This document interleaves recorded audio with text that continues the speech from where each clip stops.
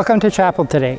At Calvin Christian Collegiate, we work, play, and study on Treaty 1 land, the traditional land of the Anishinaabe, Dakota, Dene, Cree, and Obi-Cree peoples, and the homeland of the Métis Nation. We are grateful for their stewardship and hospitality, and seek to learn and grow in our understanding of what it means to be agents of reconciliation in our society today.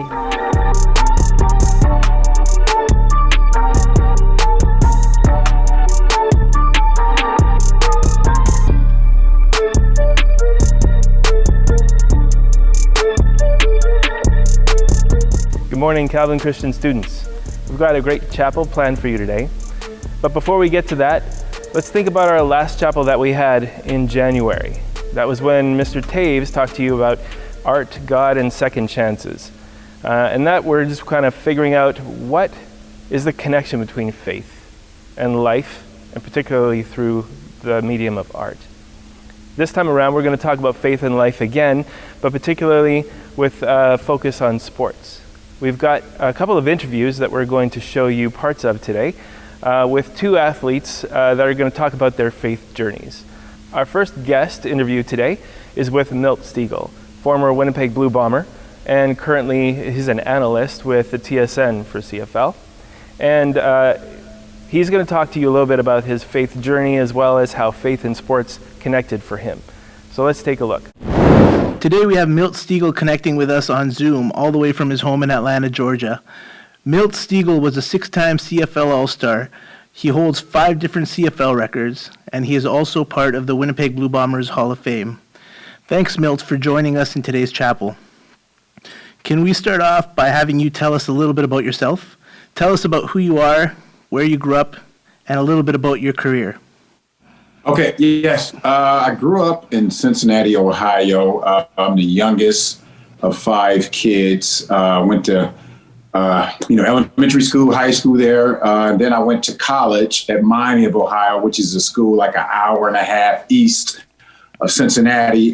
Played football and ran track there. After I left Miami of Ohio, I went and played 3 years with the Cincinnati Bengals. After my 3 years with the Cincinnati Bengals, I went and played, of course, 14 years, some of the best years of my life with the Winnipeg Blue Bombers. Right now, I'm married. I've been married for almost 20 years. I have 2 sons, 16 and 12. Chase and my youngest, Colin, who was actually born in Winnipeg my last year. And as far as work goes now, once I retired from the Winnipeg Blue Bombers, I went straight into working for TSN on CFL on TSN. So last year, of course, was the first year I didn't do it because we didn't have the season, but that's what I've been doing for almost 13 years now. One of my favorite Milt Stegall memories was watching you score a 105-yard game-winning touchdown against the Edmonton Eskimos. You remember that catch, Milt? Oh, without a doubt. I mean, that's my most memorable play in my football career, period. Not just in the CFL, just period. That play right there, everything that went along with it, the way the game was going back and forth, and the fact that we were able to win the game on a last-second throw, needing 100 yards to score a touchdown. I mean, I think about that play a lot. One last shot. Downfield for Stegall. He's got it. Oh, no! Milt Stegall! Are you kidding? This is unbelievable. Touchdown Bombers. The most remarkable touchdown of Milt Stegall's career. 100 yards on the final play. What are some of the memories you have of your time living here in Winnipeg? And more so than anything, don't get me wrong, I enjoyed my time on the football field, 14 years. I mean, it flew by so fast because I was having so much fun. But all my memories are the memories I had outside of football, interacting with the fans. I did a lot of outreaching, going to different churches all over Manitoba. I remember Neverville. I was like, when the heck am I going to Neverville, how do you pronounce it? But just going to those small towns, meeting the individuals there, getting to know them. Those are the things I remember so much about my time in Winnipeg, and that's what I miss. Like I said, don't get me wrong, I enjoyed my time on the football field, but the fact that I was able to go out and interact with so many different individuals throughout Manitoba, that touched my heart. They said that I had an impact on their lives. Those are the things that I miss and I remember about my time in Winnipeg and Manitoba. I remember seeing and hearing you speak at different church events while you were still living here in Winnipeg. You were a guy who was always open about your faith. Can you tell us a little bit about what the atmosphere was like while you were in the world of professional sports? It can be what's a good word? A sketchy atmosphere being a professional athlete or being a college athlete. You know, it's a very crazy world to be in. For myself, I was grounded from day one because my parents made sure that wasn't going to be the person that wasn't going to be what defined me.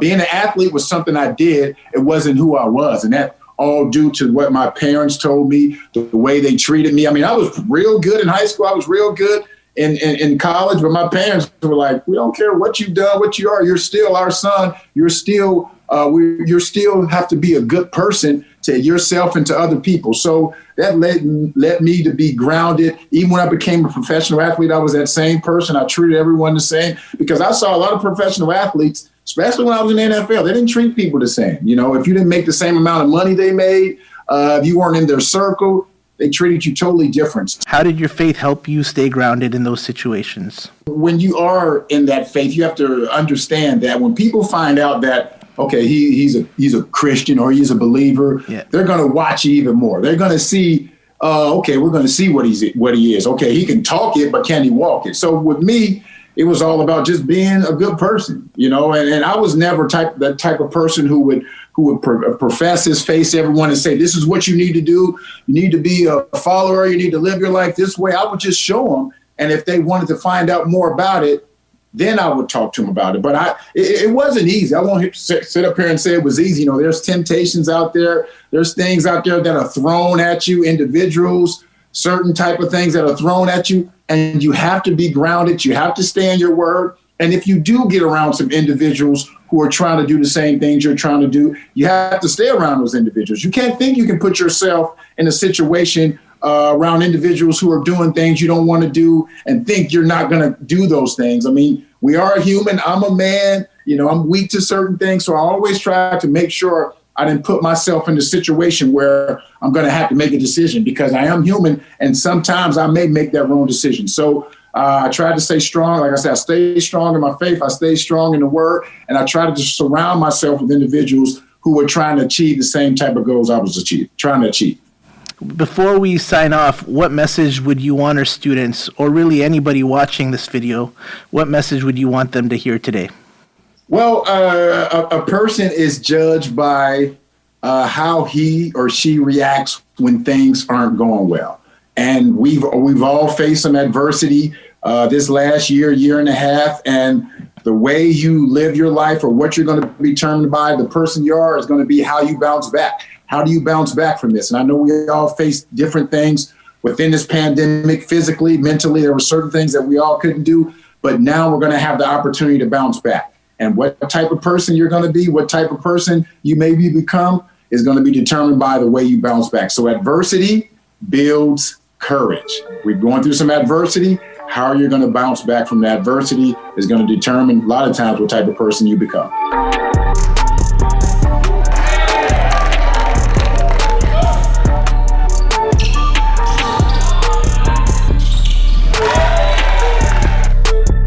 Thanks, Milt, for those great words for our community and for our students. Our next guest is Sarah Chan. She's a scout for the Toronto Raptors based out of Africa. And so she travels around Africa and looks for new and upcoming talent that the Toronto Raptors might be interested in. I knew her from a few years back when I lived back in Kenya. And so it was great to connect with her and hear what she has to say about her journey and about faith and the connection with sports. Let's just jump right in. So here's a first question for you. Can you tell me or a little bit about your life and career in sports up to this point? Any highlights, any memories, challenges? First of all, it's an honor to be a part of your chapel today, and thank you for the platform to be able to share. So grew up in Khartoum, in Sudan, during the Civil War. with a whole lot of family members.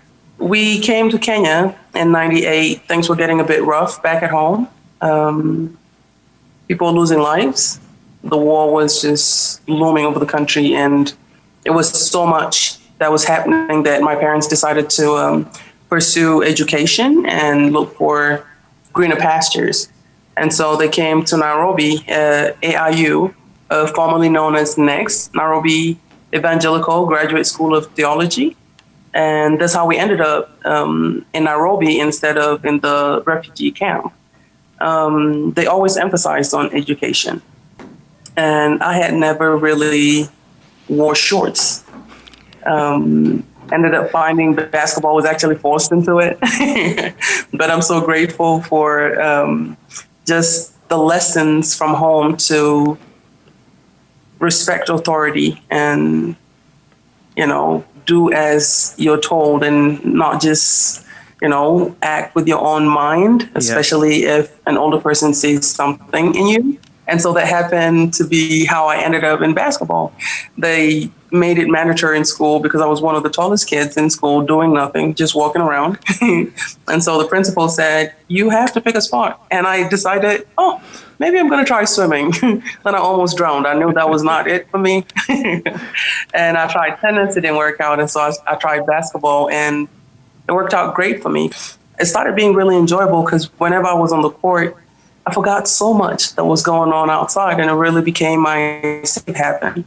So I started to fall in love with the game. I started to get better. Got a scholarship to the U.S., played a little bit in Europe. But before then, I was invited to the WNBA camp in Indiana. It didn't work out for me, but got contracted out, and I was still grateful. Of course, nobody wants to be cut from any list, but it's one of those you take gracefully, right? So came back home, 2017, got done with my master's, and I was, in that transition phase. Right. I didn't know what I was going to do next. I volunteered at different places. And so I looked around for how I could contribute. Because sports have always been a huge part of my life. And so I found out there was a camp that was going on in Nairobi. At the time, I didn't know who was, whose camp it was and who was directing it. So I was told about it and ended up being at the camp, not knowing who Masai is or any of the staff that was there.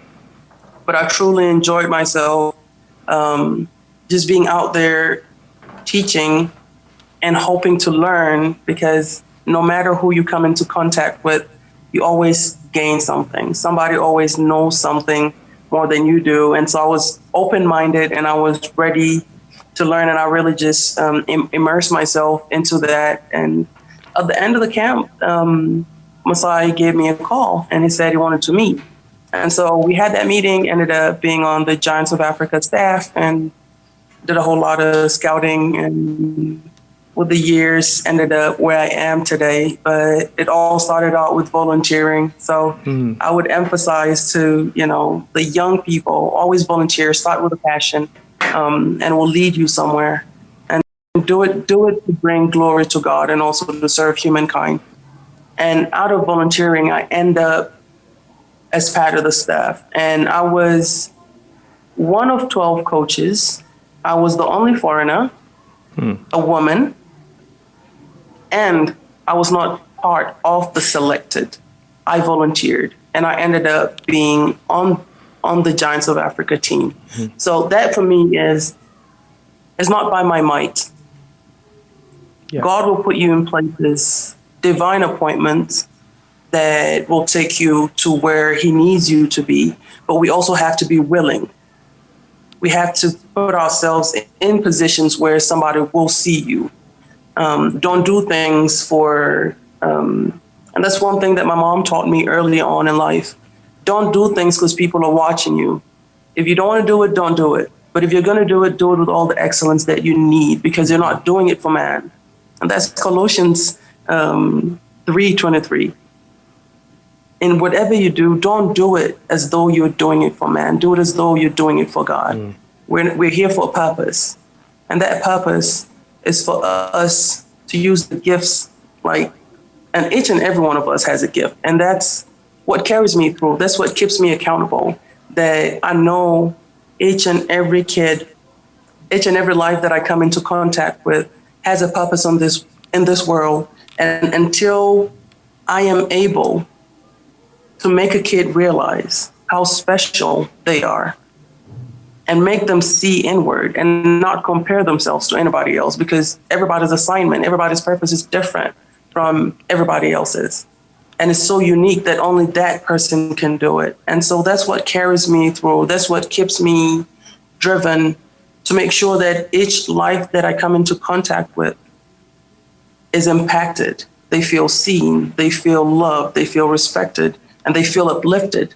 What advice would you give to students regarding how they can try to best live out their faith while pursuing excellence and using their talents and gifts? Let your action in private meet your action in public. Let everything align. Be true to yourself. Be driven. And in everything that you do, understand that your younger sister, your younger brother, or your older brother, you can be an example. You can be a giant in whatever setting that you are. Be that person. And it starts from getting to know who you are. And getting to know who you are is connected to our source, our Heavenly Father.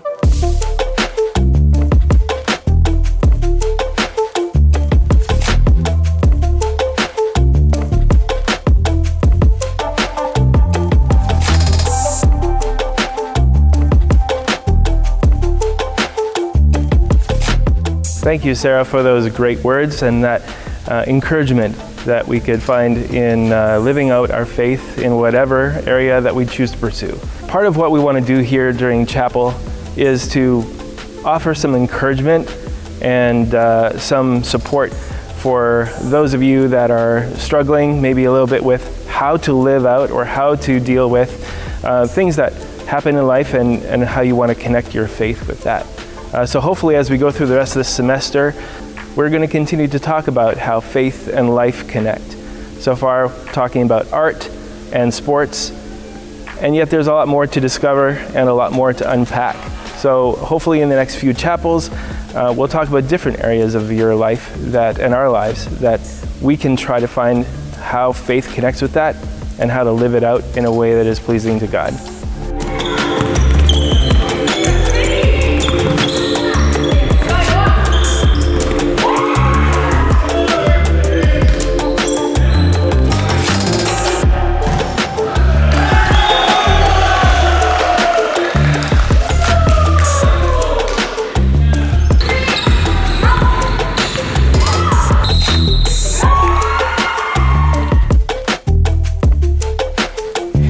Thank you for watching our chapel today. If you're interested in watching the full interview for Milt Stegall, be sure to click up here. If you want the full interview for Sarah Chan, be sure to click right down here. And don't forget to like and subscribe. Many times, smash that button.